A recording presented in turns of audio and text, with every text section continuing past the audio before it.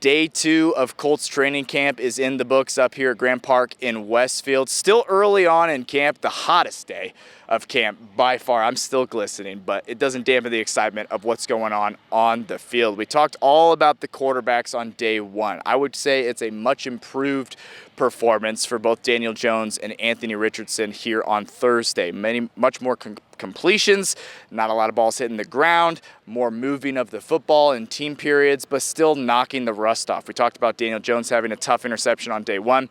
Anthony Richardson in the final 11-on-11 team period of the day here on Thursday tried to go deep down the sideline to Ashton Doolin. Way underthrown, picked off by Juju Brents, the Indianapolis kid, might I add, but not his best play of the day. There's no question about that. It's all about consistency and progression. We got a chance to hear from Jim Bob Cooter after practice, Colts offensive coordinator, and he said as much. We're still learning a lot about these guys. There's still a lot of time to go. Still a lot of training camp to be had. It's early. It's just about getting better each and every day. Moving on to the defensive side of the ball, that's been my big takeaway of both days of training camp. This defense is flying around, secondary harassing the ball, as you'll hear Jake Arthur say as we talk to him after practice as well. That's what you want to see from the secondary, not the deepest part of your football team for the past 2 seasons. The additions of Charvarius Ward and Cam Bynum, man, are they welcomed for this football team. There's no question about that. And Justin Wally, rookie 3rd-round pick out of Minnesota, he's getting first-team reps. So obviously new defensive coordinator Lou Anarumo really likes what he sees out of the rookie. We had our first 2 scuffles, if you want to call it that, little kerfuffles during practice, 2 dust-ups, a little push and shoving, nothing major. It's hot out here. It's football. We're hitting pads. No problem with that. Shane Steichen talked about one of the postulates of this team is maintaining an edge, physical edge, mental edge, pushing and shoving. I don't mind it. In fact, I love it when it comes to football. No question about that. Tyler Warren, rookie tight end, your 1st-round pick, much more involved in the offensive team periods today. A lot more catches. Anthony Richardson hitting him for about a 15-yard gain here on the sideline comes to mind, and a ball that wasn't perfectly placed went down and got it. His catch radius is what's so impressive about him, not to mention his frame. He might be the best athlete on the field, and I don't say that lightly. Tyler Warren, you'll hear Jim Bob Cooter say, once he gets pads on, that might be his superpower, not sacrificing any speed or athleticism when he puts full pads on. It's gonna be so much fun to see how he develops and what we see out of him in this Colts offense this season. But as I mentioned and kind of hinted at, offensive coordinator Jim Bob Cooter, defensive coordinator Lou Anarumo, as well as new free agent Cam Bynum, you'll hear from right here in a second, and rookie tight end Tyler Warren on how training camp is going, what the expectations are, and just how excited we are as we push ahead to this 2025 Colts season. Yeah, when you're a rookie, the off-season stuff feels probably pretty new and everything. Does this feel more real now as training camp? Yeah, I think it's especially nice being through spring and having seen everything, offensively, and then coming out here, it's not learning stuff every day. It's just reminders and going back through it, so it's a lot more smooth and a little more enjoyable. Tyler, what's the biggest thing you're learning so far? I think really it's just, when you're a pro, you have a little more time. There's, more stuff I can do on my own to better myself. So that's kind of what I'm working on. And then, learning from the vets like Mo and Tree and all them in the tight end room. So it's been good, but I can always, keep getting better at it. How's the chemistry development between 2 quarterbacks kind of going for you with Anthony and Daniel? Is that tricky, or is it just kind of catch it if it's thrown to me? No, I think it's good. It doesn't really make a difference. They're both out there, and you're going to get balls from both of them, and they're both really good quarterbacks. So it's easy to have chemistry with them, and it's been good. Is there anything specific you've picked up since being here that you've been able to work on yourself, like you mentioned? Yeah, like I said, it's kind of just the process outside of, the practices, because you do have a little more time. They're long days, so finding, times to do things for yourself, whether it's watching a little more film, recovery, stuff like that. What did it mean for you to be able to get out to California with the guys during the break? It was fun. I think that's a big help in just being comfortable around the guys and kind of getting to know them better on a personal scale, not just football. So I think that was really good, for the skilled guys on offense. Tyler, what's the biggest difference now being a pro compared to college? I think everybody is. Everybody's a pro, right? So everybody's really good, and it's tougher competition, but that's a blessing, right? Great competition is a gift. So just being around really good players is only going to make me better. Tight ends will talk about how it's one of the harder positions to transition to, just mentally having to know all the run and pass game stuff. How are you handling that? Is it been a little overwhelming, or is it coming pretty smoothly? I mean, I think it's been, a normal, install and learning an offense, just taking your time and trying to understand it. And it does take stuff on my own, right? We go through it in the meeting, but when I go back to the hotel room, looking over it again and doing walkthroughs with somebody I think is the most helpful. Tyler, I know you've heard from a lot of Colts fans. I mean, just what's been the support like so far? It's been awesome. I mean, I really have enjoyed Indy since I got here and kind of really liked the area, and then the fans have been great. Out here we've had great support the first 2 days, and it's been awesome just being in the city. Tyler, I know that you said that when you came in, you're really eager to get back to football after kind of like all the ramp up, pre-combine, pre-draft, all of that. You had mini camp, but what's the difference you feel getting back to real football when you get to training camp? Yeah, I think it's just being able to build on days and get real reps with everybody and kind of get the offense flowing. I think it's the biggest thing, and just kind of get into a true flow of football, and it's ramping up towards the season. All right, thanks. Jim Bob's available. Thank you. You're unbothered by the seat, aren't you? I live in the Philippines. We're good. This is nothing. Well, what's it been like out here for you with Lou's new defense? Like, you're new here, but everybody's learning the defense. Yeah, I was going to say, it makes me feel like less of a new guy when we have a new defense that we're all learning at the same time, so I don't feel like I'm behind at all. Next step for me is just getting as close as possible to my teammates and getting to know everybody, even beyond football, know them off the field. But for me, just going into this new stage, I'm excited for it, just being able to learn from Lou and learn another defense. I think it's so cool over the course of my career, being able to learn from so many different coordinators.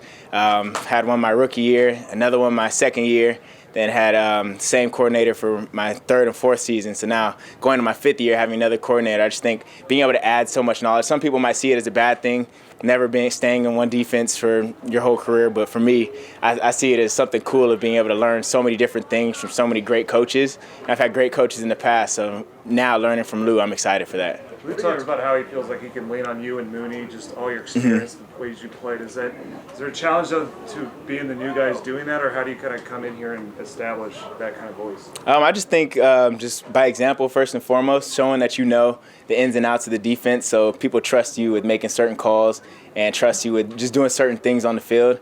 Then even beyond that, just being able to be trusted by my teammates. If I say something as a leader, they'll follow. Even if we're all wrong, we're all going to be on the same page. And I think that comes from communication. Me as a safety, I have to be the quarterback of the defense. So that's something I'm confident in, of knowing Coach Lou's system and being able to, be close with Coach Lou to be able to understand his mindset and why he's calling certain plays. And then I can be able to bring that same attitude and same mindset to the rest of the players. So we're all on the same page where everybody's playing as one. Sorry, you guys just got here, but do you have a sense of just what it's going to be like to play with an all-pro like Mooney, to have that as one of those outside spots? Yeah, I just think I know that regardless of where he is, the receiver he's going against is going to be eliminated. And even beyond that, with just the brains of the defenses, we're not going to be in man coverage every single play. Being able to be in zones and be able to just have somebody that has that experience, and for me to learn from. I'm only in year 5. I know I'm considered a vet, but we have Kenny Moore, we have Mooney out there that have way more years in the NFL than me. So I'm still here trying to learn from them also. And that's the biggest thing that I'm really taking pride in, is being able to come in here and, I want to be a leader, but first and foremost, I have to be a good follower. What is the way that Lou maybe disguises his coverages and the way that he deploys you guys in the back end? What does that challenge you guys to do as a secondary? I just think the way that he makes us disguise and just encourages us to do so is to just really make it make sense. As far as if we don't want to show the offense the same coverage that we're going to end up in, but also we don't want to do the opposite every time, because they know every time they line up in too high, they'll go to 1. So really just being able to make everything look the same, and you can run anything out of any look. That's always a plus, but it's only day 2 out here, so we're not doing too much crazy stuff yet, but we know, especially once we get into preseason time and we start, game planning, we're going to have a plan for every single thing and knowing, who's going to be the guys to disguise, what are we going to disguise into what. But our goal is to never make it easy for a quarterback. How important is it just early in training camp right now to kind of get that baseline communication down, the baseline fundamentals, so you can stack on it and build what you were just talking about? Yeah, I think this is the most important time, just building that foundation. Every single year you go back and you look, okay, what did we do during training camp, and what are our rules that we did during training camp? Because every single game plan, we're going to have certain calls in, and we're going to be like, okay, training camp rules. And we have to go back to our foundation. Then sometimes we might have the same exact play call, but it's like, okay, but our rules are different than what we did in training camp. So we just have to rely on everything that we build now is going to be the building block on the rest of the year. We're always going to have to reference back to the stuff we learned in these 3 weeks of training camp. What was your training like leading up to camp? I know you say you live in the Philippines, so you do a lot of training over there. And are the resources any different? No, the resources out there from where I live in the Philippines, in Manila, there's an amazing facility called Inspire Sports Academy where they have all the national athletes train there for whatever sport. So we got the field, weight room, everything, a pool. So really my resources out there are super deep. And on top of that, having players that I'm coaching and training with out there that are, trying to make the national team in the flag football game. So for me, I'm able to get a look and have like a real life scout team every single day. So some years I'm bringing play cards out there and having them run plays so I can work on my eyes in certain coverages. And so it's really cool being able to be out there and with players that, it's their dream to work out with NFL players. And so they're training hard, trying to just keep up with me. But at the end of the day, they're pushing me. So it's cool being able to train out there with the great resources that we have at the facility, but also be able to live somewhere where it's hot and humid. So I come back in this heat, I'm wearing sweats and a hoodie, and I'm chilling. So it's good. Cam, I know you're on the other side of the ball, but what's it been like going up against rookie Tyler Warren? Yeah, you could tell he's going to be really good. He's one of those guys that if you didn't tell me that he just got drafted, I wouldn't know. He operates as a veteran. He can do a lot. Obviously, we haven't been in pads yet, but I can tell he can block just by his footwork and just the intent that he has, but also his route running and yards after the catch is going to be elite, and I can tell that from him now. So it's cool being able to go against him, and being able to go against him in practice is going to prepare us to go against any tight end in the game. Thanks. Cool. Thanks, Cam. Thank y'all. Appreciate it. Excited to see all of your faces. Time to get going. All right, let's have at it. With Tyler, we saw a couple throws he had to adjust to today, but just the focus and his ability to make catches when the ball's not necessarily in like the exact spot it's supposed to be. Yeah, looking at him for the draft, something we thought was a real strength of his was his hands, his ability to focus, concentrate, make those tough catches. He's a very uniquely talented, uniquely skilled young man, and that's something that he's done really, really well. At the same time, we're still coaching him on a lot of different finer points of understanding sort of how those windows close tightly in the NFL and how you got to be great at that. You can't relax even for 1 second. He's like I said, uniquely physically talented and really, really good at those types of things. And, that's what you need in this league. Coverage is going to be tight. The passes are going to have to be in different areas. You're going to have to make some of those tough, strong-handed catches and really focus on finishing those things. He's had a nice start, had a nice day at it today, and we'll give him plenty more reps, I'm sure. How good of a challenge is it to go against Lou's defense when you're evaluating these two quarterbacks and making the decision? Yeah, it's good. We're facing a lot of tight coverage out there at receiver. They're pressing up. They're running tightly with our receivers, which makes the quarterbacks really have to deliver the ball exactly where they want to, because a lot of times that DB is right in position to make a play if you don't throw the ball accurately. So it's been really good from that standpoint. Schematically, we're a couple of installations in. We've got a little bit of the scheme in, but more of it's coming, which means more of it's coming from Lou and those guys on defense too. So we're going to have a bunch of different looks, different blitzes, different fronts coming at us. I'm sure you'll see it here soon. We're trying to get ready for it here soon. So all that stuff makes you better, right? It's that old iron sharpens iron type of thought process. But the more varied looks we can get, the tighter coverage looks we can get, it's going to be better for all of us, but really good for the quarterbacks and the receivers. Does that force the quarterbacks to maybe be a little more on it in terms of the protection schemes? It does. I mean, it's the entire protection unit, which oftentimes in this league is O-line, running back, quarterback. Different guys are making different decisions within how you want to do your protections. But yeah, those centers up front, that offensive line up front, the quarterbacks and the running backs all have to be really, really tuned in. Every training camp you go against your own defense, you have to set a sort of training camp rules, and you get to work, and we have these million play walkthroughs back there where they're bringing every blitz they can draw up, and we have to really work through that. We have to be sharp at the center position, but we have to be really sharp at quarterback also. That's right. When you're going through training camp, during a game week, if there's a guy like Ward out there, maybe you're like, hey, know where he is, and maybe just be a little, really don't throw it over there. In training camp, you tell the quarterbacks, like, maybe take that a little bit out of your head a little bit? Or? Yeah, a little bit. I mean, we're teaching and installing plays. We're getting ready to run our plays ourselves. So a lot of times, you got this set of plays that you're learning, teaching, installing. The guys are going to go run them, We're not going to specialize who's where a lot of times. Now, at quarterback, a big part of playing quarterback is evaluating opportunities. Am I going to throw that? Am I not going to throw that? Sometimes within a pass play, we might have a one-on-one opportunity, and they have to make a decision. Am I going to work that, or am I going to work this three-man scheme over here? They're going to take that into account. You're not going to stop those guys from taking that into account because they want to get completions, make big plays, have success, all that. But within the grand scheme of things, we are running our offense and getting it installed and getting it taught. We're trying to let all our guys sort of run all the routes. It's a great time of year to see who's best at what route and really give everybody a fair shake at it. Sometimes you get into the season, you really focus on specialty things for different guys that they do really, really well. This time of year, we try to sort of let everybody get their reps at everything and see how it falls. So, yeah, we'll throw the ball at whoever, but as you go, those quarterbacks sort of start figuring that out, and they start sort of maneuvering it in different areas. Jim Bob, now that you've had a chance to work with Tyler for a bit, does he remind you of any other tight end in this league?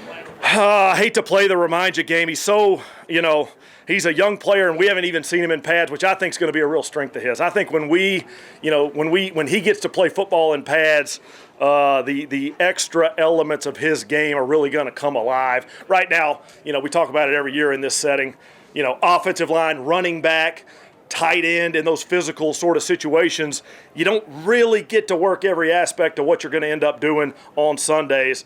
But here in a few days we will, and I think Tyler Warren, that's going to really, really help him. I'll hold away from the comparison game, but we're excited about his development. We're excited about the direction he's headed. He's working really hard. We're going to need to keep that going. How do you coach up an instance of like today Anthony's interception? Probably wasn't the wrong read, but it was just the throw wasn't necessarily there. Do you have to spend much time on something like that? Yeah, we'll go back and talk about it. Honestly, he came up to me just a couple minutes before I got over here, and he was asking me about that exact play, and we sort of talked it through.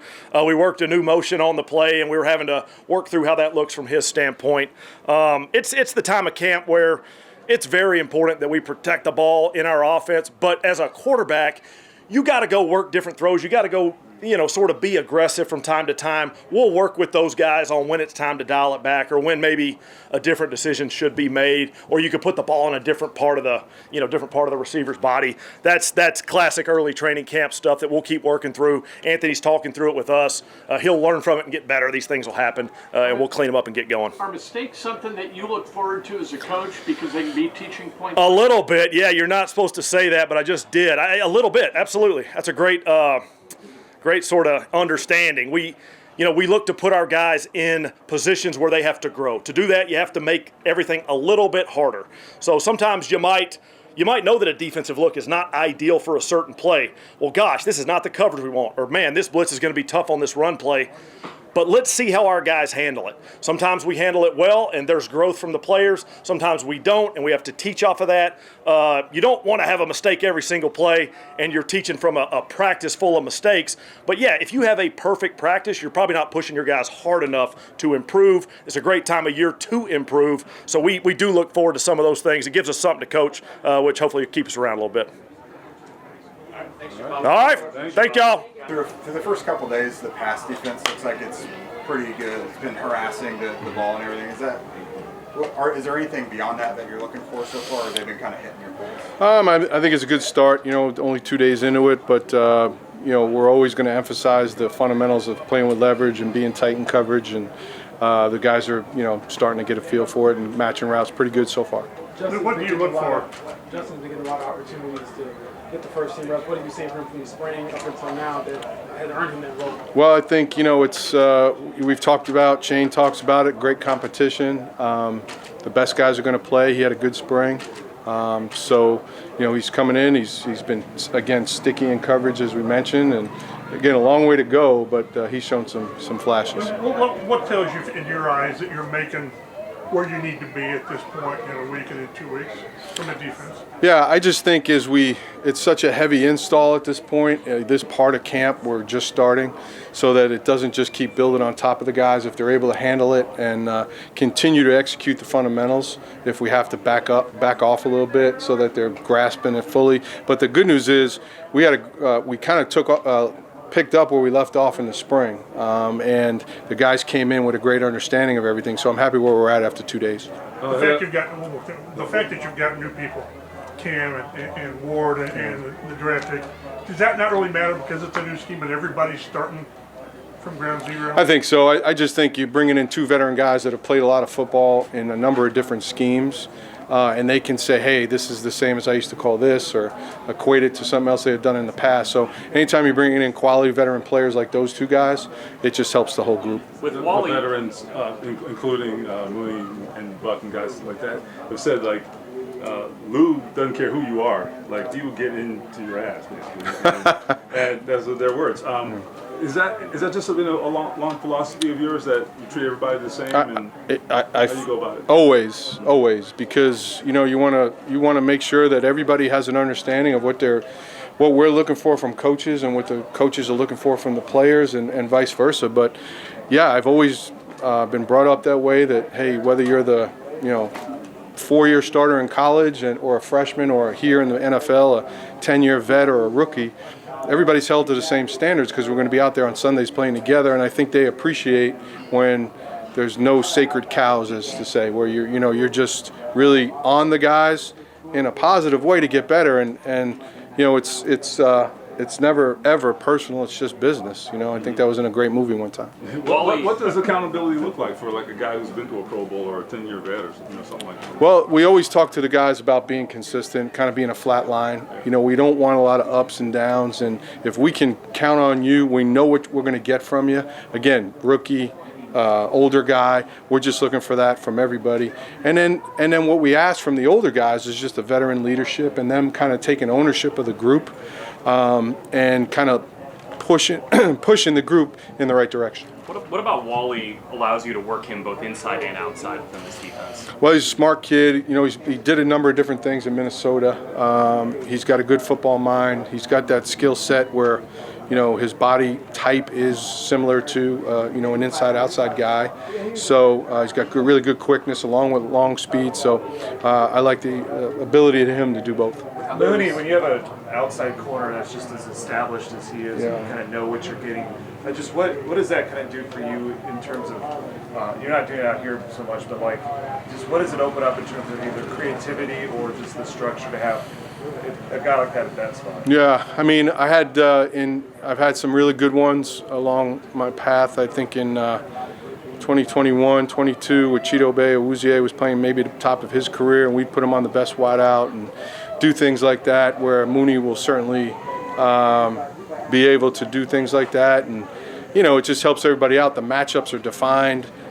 We won't always do that, but his ability to get on guys and be tight in coverage. And listen, it's the NFL; they're going to catch balls, but he'll be closer than most. So it's a really good piece to have. With Zaire out right now, is there anything you try to do to speed up his learning process from an installation standpoint? I mean, he's done great. He's done all the extra work with Coach Betch and those guys, their extra meetings, all that stuff. So he's got a great football mind, just sitting down as we sit and talk. And again, another veteran guy that's been around, but just seeing how he approaches things, I'm not worried about where he'll be at mentally. What are your expectations of Olatu year two, and again, a new system to some?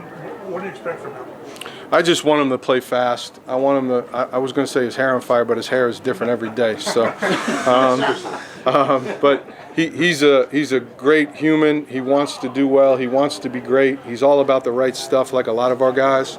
And I think that I think every opportunity he gets out here will just increase his opportunities to make plays as we get into the fall. So being a great run defender, edge setter on first, second down, and then what ultimately those guys get paid for is rushing a quarterback. Is it tough for a rookie to play fast?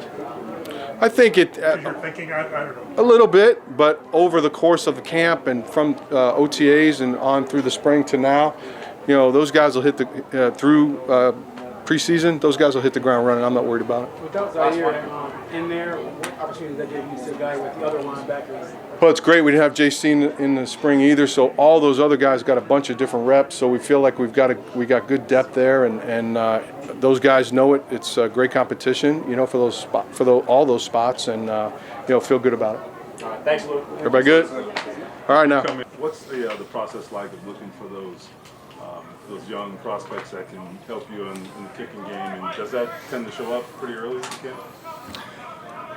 Yeah, so we're going to be able to evaluate, and it's kind of a happy medium of like, okay, hey, how do we get everybody reps so everybody has a chance and can get evaluation, which is something we kind of work our way through. Like right now we can kind of get even though we're not in full pads, we can get a good evaluation of the guys that are fundamentally sound, that know how to do their job. And those are the guys that are usually going to start to get more and more reps as time goes on.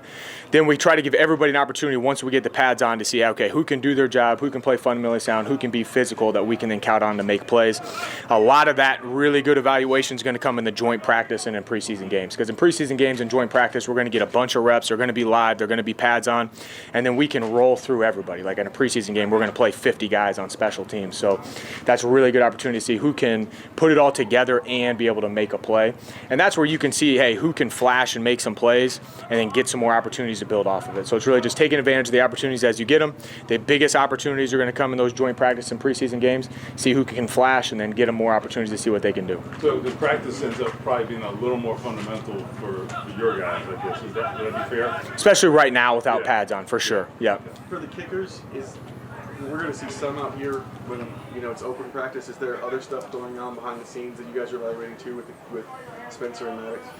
Yeah, we're going to try to get them to kick as much as we can in a team or live setting. Like yesterday, first day back, they kicked, we charted, and certainly watched it all. That wasn't in a team or live setting. That was in a pre-practice setting where we gave them a full script and certainly filmed it and evaluated it, and we're working with them on that. So there's plenty of times where we're going to kick individually or in pre-practice that will be scripted and evaluated, but the biggest time that they're going to be evaluated is when we go in a team setting, when we go in joint practice, when we go in preseason. That is truly an open competition, so we're trying to get those guys equal reps as much as we possibly can early on to see who can kind of take hold of that competition. There's really no timetable on that, but that's something we'll work on as we go throughout training camp to see who kind of takes the lead. How do you balance the preseason games where you can't control how many kicks they're going to get in those games versus like taking those as part of the evaluation? That can be tricky at times because like a lot of times in the past we'd say, hey, kicker A has the first half, kicker B has the second half. There may be no field goals in the first half. So in the first game we'll probably give each one of them a half. If it's really stacked in one way or the other, then we'll try to even that out in the second game by allowing the kicker who hasn't had as many kicks to still stay live to get those kicks until they have tried to even some of that out. Depending on how the competition's going, if it's completely even, we'll try to even out those reps as best we can. But it can be difficult to make it purely even in a game setting. What's the evaluation difference in the field goals and the PATs versus kickoffs for those guys? So field goal PAT is certainly the number one part of the evaluation, so that's the first thing because we need to convert all scoring opportunities, so we're looking for who can be the most consistent and give us the best opportunity to convert as many scoring opportunities as we possibly can. Then, two would be their kickoff, and kickoff is going to be a lot more important this year, which we've talked about because we expect there to be more of an emphasis on forcing kicks this year based on them changing the touchback rule from the 30 to the 35. So we also anticipate needing to do a variety of different kicks. So having a kicker that has the ability to, on a very consistent basis, put it in the landing zone in a variety of different zones is going to be somebody that can add a little bit more to their resume in the competition. If the kicking competition and field goal is extremely close, then a differentiating thing could be, okay, who has a little bit more versatility and consistency in kickoff?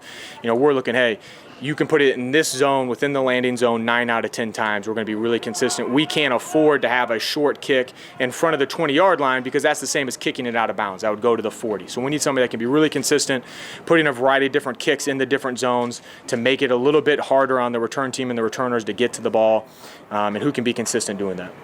Shane mentioned this camp is going to involve a lot of getting guys in quick, different, quick thinking in unique situations. How can you do that with your groups?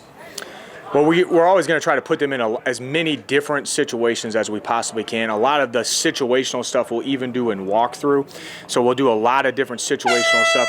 We have 2 weeks until we play in a game, so they have to know every situation we possibly can come up within a game. So we'll go through walkthroughs and try to see who's really mentally sharp as we go through, backed up situation, take a safety situation. We get into the gray area versus the field. We have different alerts on the punt team in a lot of these different situations. So we put these guys in the situation, see who can understand and take the knowledge and stuff we've had from the meetings onto the field. So you got to hear from Colts coordinators and players right there after day 2 of training camp. Joining me now of Locked On Colts and Colts on SI, Jake Arthur. Always appreciate you making some time, sir. All right, we're 2 days through. It's been hotter than I don't even know what out here at Graham Park, but a little early to have too many takeaways, but through 2 days of training camp, what's sticking out to you? Yeah, so far everyone cares about the quarterback competition first and foremost. I don't think anyone's separated themselves so far. Daniel had an interception on a bad play the first day. Anthony had a bad throw. That was an interception today. So I would consider it pretty even so far. The big deal is that Anthony is here, though. Right. So I struggle to say it's 50-50 just because he did miss a little bit of time, but if he just keeps stacking, I think this bodes well for him to become the starter. But overall, after that, my biggest takeaway is this defense looks pretty good, especially in the secondary. We have seen these defensive backs harass the ball, and something I really covet in cornerbacks and defensive backs is playing the ball and not the receiver. Right. So they care where the ball is going. They're not just there to make the tackle. They want to make sure it's an incomplete pass.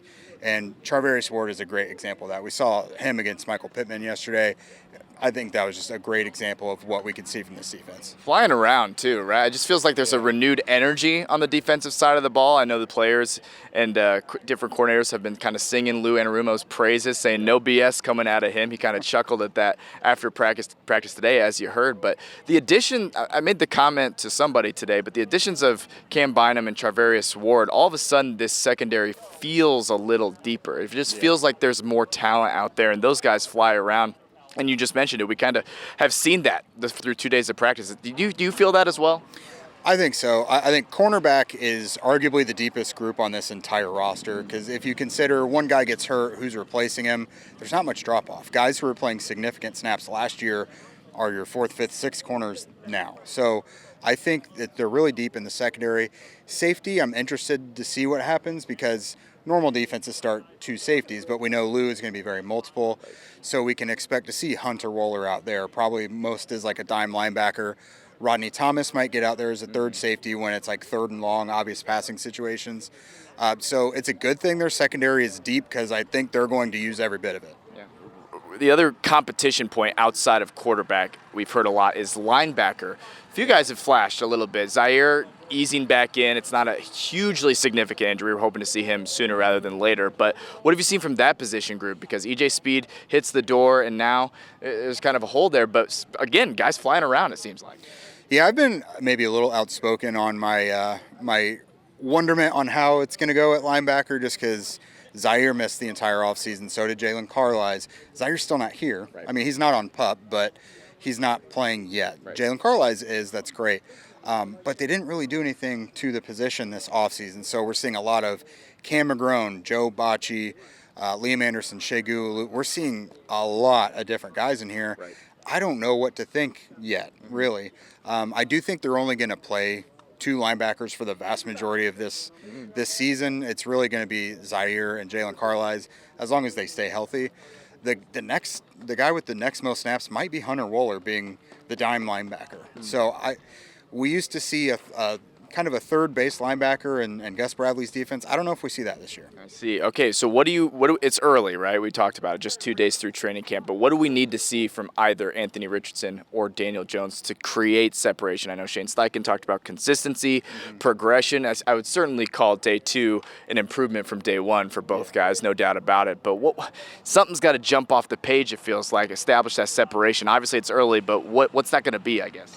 Yeah, separating like what I think a lot of people think it will look like versus what the coaches are probably looking for. For me, I'm looking for who shows the most chemistry with these pass catchers, who creates the most separation for their pass catchers. Like you're seeing a lot of these guys out here running routes not getting a ton of separation yet, and the pass is not creating that separation. They're not necessarily being led. So the timing isn't super crisp yet, which is to be expected. It's so early out here.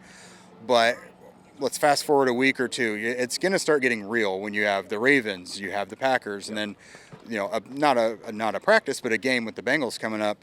You've got to see who actually fits the best with these pass catchers and brings the best out of them. I think that is what's going to be what the coaches are looking for.